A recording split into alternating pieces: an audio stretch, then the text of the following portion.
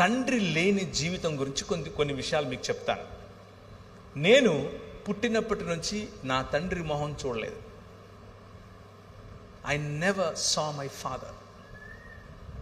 నేను తండ్రి లేకుండానే పెరిగాను. మా అమ్మే నాకు తండ్రి, మా అమ్మే నాకు తల్లి.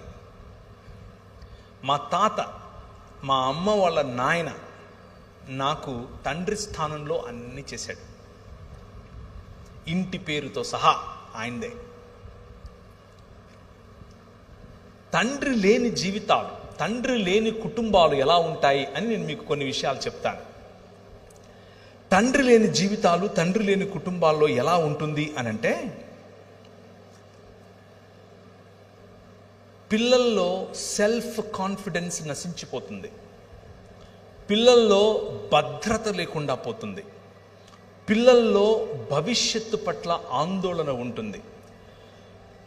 పిల్లలు బాస్టన్ స్కూల్స్ అంటే అర్థం ఏంటంటే బాల నేరస్తులు ఎక్కువగా జైల్లో ఉండేది తండ్రి లేని కుటుంబాల నుండే.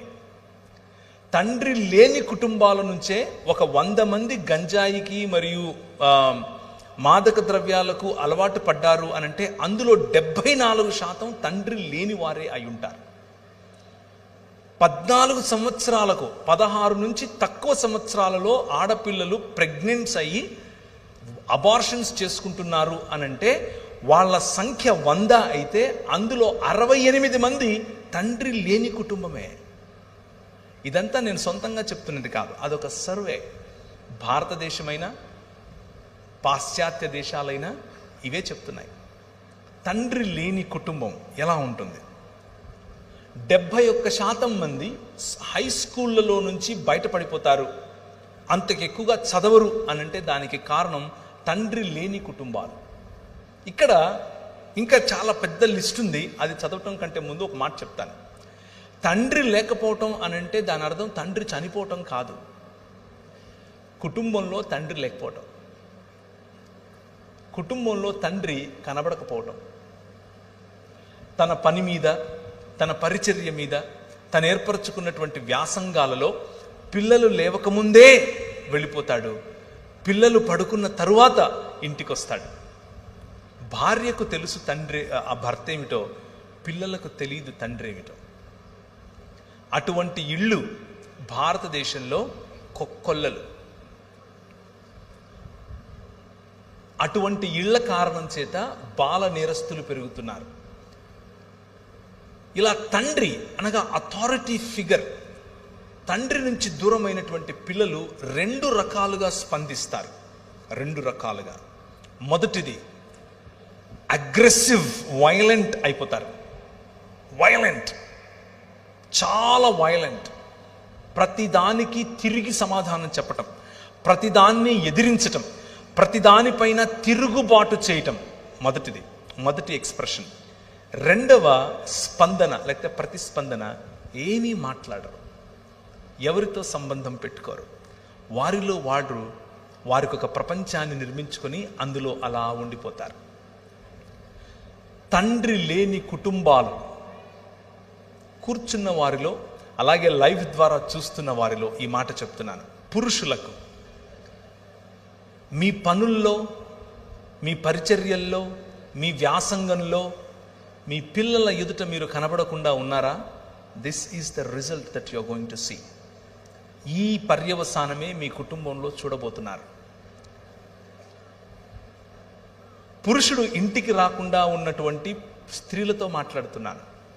మీ పిల్లలు జాగ్రత్త. తండ్రి యాబ్సెంట్గా ఉన్నటువంటి కుటుంబాల్లో జరిగేటటువంటి పర్యవసానం ఇది.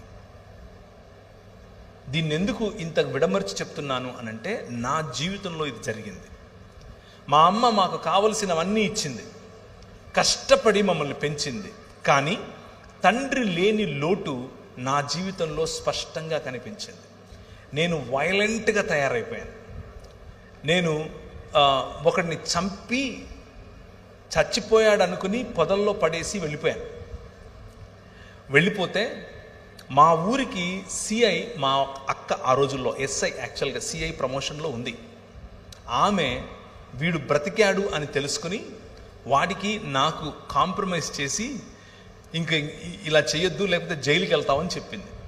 ఆ రోజు రాత్రి తండ్రి లేని నేను, ఎప్పుడూ తండ్రి కౌగిలిని ఎరుగని నేను, తండ్రి ఇచ్చేటటువంటి వెచ్చదనాన్ని తెలుసుకొని నేను ఏ రోజు తండ్రి యొక్క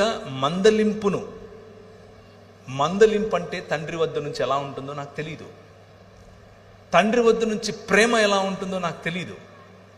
అలాంటి ప్రేమ లేని, మందలింపు లేని, కరెక్షన్ లేని నేను ఒకరోజు ఒక స్వరం విన్నాను.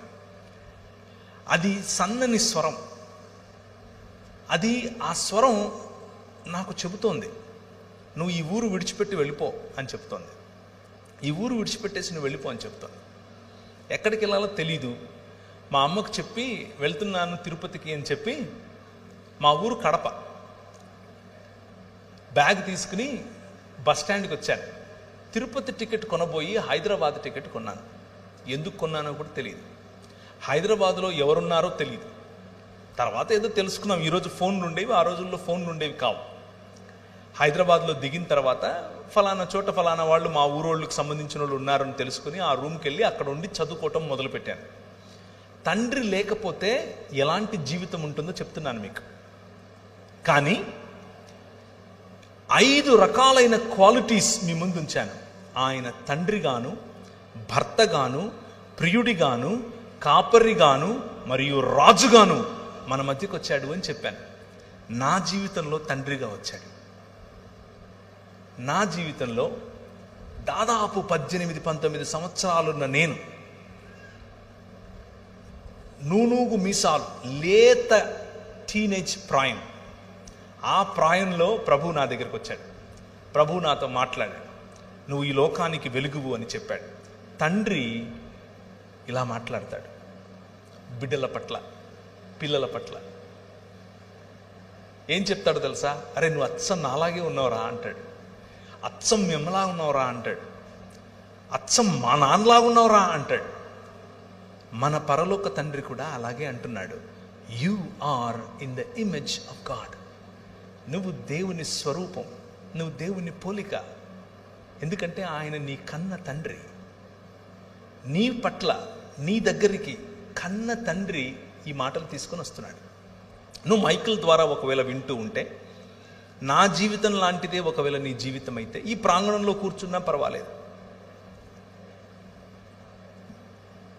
తండ్రి ఎరుగనటువంటి జీవితం నీదైతే, రెబెలియస్గా నువ్వు తిరుగుతున్నావా?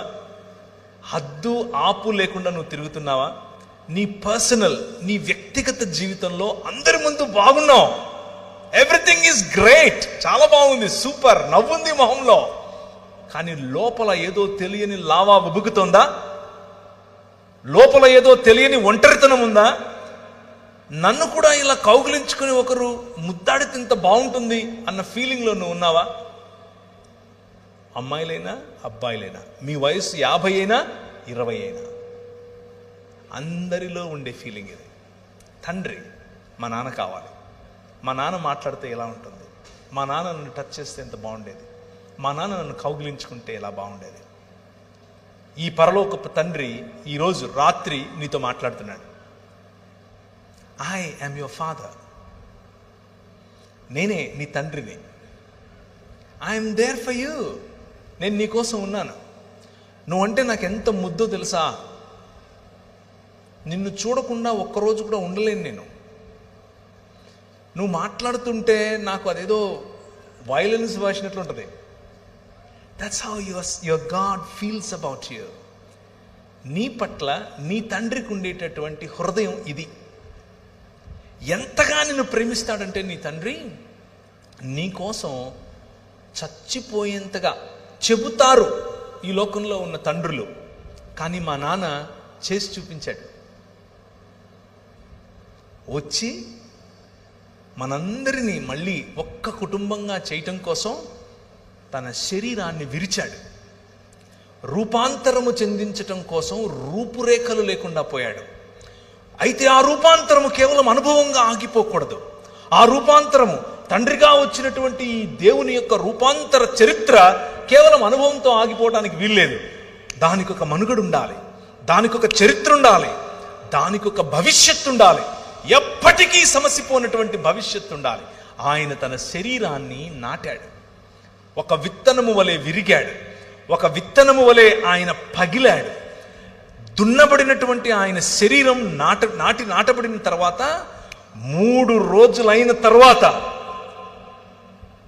2 దినములైన తర్వాత 3వ దినమున యెహోవా సముఖమందు మనము జీవించినట్లు ఆయన మరణాన్ని చంపి తిరిగి లేచాడు. That is your father. మీ నాన్న అది. మీ నాయన మరణానికి లోనయ్యేవాడు కాదు, మీ నాయన మరణాన్ని చంపినవాడు, చంపి తిరిగి లేచాడు 3 దినములైన తర్వాత. హోషేయ గ్రంథం 6వ అధ్యాయం 2వ వచనం. హోషేయ గ్రంథం 6వ అధ్యాయం 2వ వచనం.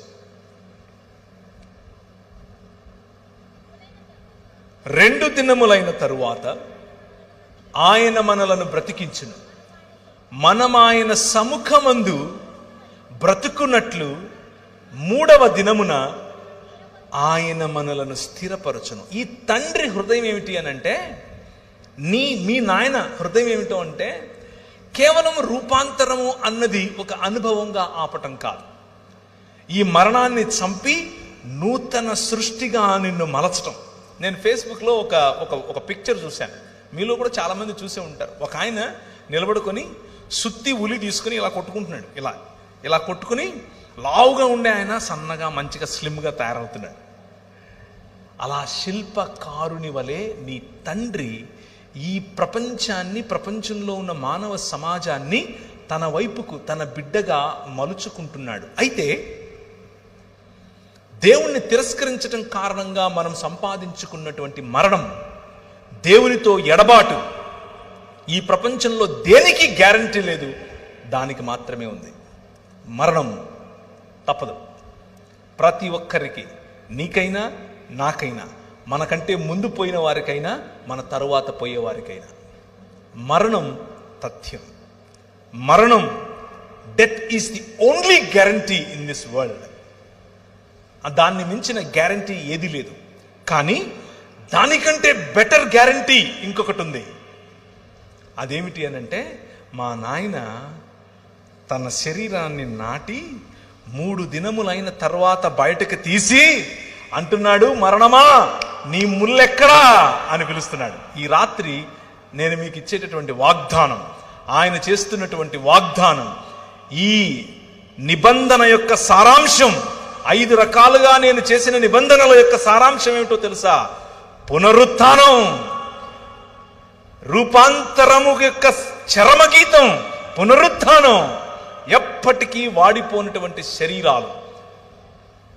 ఆయన అలా వస్తాడు, ఆయన్ని మీరు చూస్తారు, గుర్తుపడతారు, మాట్లాడతారు. You can touch him, you can touch me. మీరు నన్ను కూడా చూస్తారు, ఏ బట్టని తీసుకుని వచ్చావుగా మా ఊరికి, నువ్వు పేరు ప్రవీణే కదా, you will ask me, I will say yes yes, నేను అవునవును, హే బాగున్నావా అని అడుగుతాను నేను మిమ్మల్ని. This is going to happen. That is the hope that we have.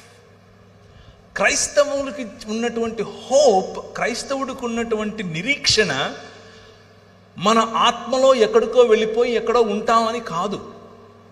అది ప్లేటో చెప్పినటువంటి ఒక మిథాలజీ, ప్లేటో చెప్పినటువంటి ఫిలాసఫీ. ప్లేటో తరువాత నియో ప్లేటోనిజంగా మారింది. దాని నుంచే భగవద్గీతను రాశారు. గ్నాస్టిసిజం, అరిస్టాటిలియన్ థియరీ మరియు ప్లెటోనిక్ థాట్, ఈ మూడింటిని కలిపితేనే భగవద్గీత యొక్క సారాంశం. బైబిల్ అది కాదు, పురాణముల యొక్క సారాంశం అది. బైబిల్ ఆత్మల గురించి మాత్రమే మాట్లాడదు. బైబిల్ నీ శరీరముతో కూడి సశరీరుడై తిరిగి లేచినటువంటి యేసు క్రీస్తు మీ నాయన, అలాగే నువ్వు లేస్తావు, అలాగే నువ్వు బయటకు వస్తావు. ఇప్పుడున్న దానికంటే అందంగా. నాకు బహుశా కొంచెం వెంట్రుకలు ఎక్కువ వస్తాయి, నాకు బహుశా లొట్ట పని ఉండదు, నేను బహుశా ఇప్పుడులాగా కాకుండా అందంగా కనిపిస్తాను. ఇప్పుడు కేవలం నా భార్యకి అందంగా కనిపిస్తాను. That is you going to be your future. అది నీ ఫ్యూచర్. నీకు అర్థమవుతుందా? మీ నాయన ఏం చేస్తున్నాడు?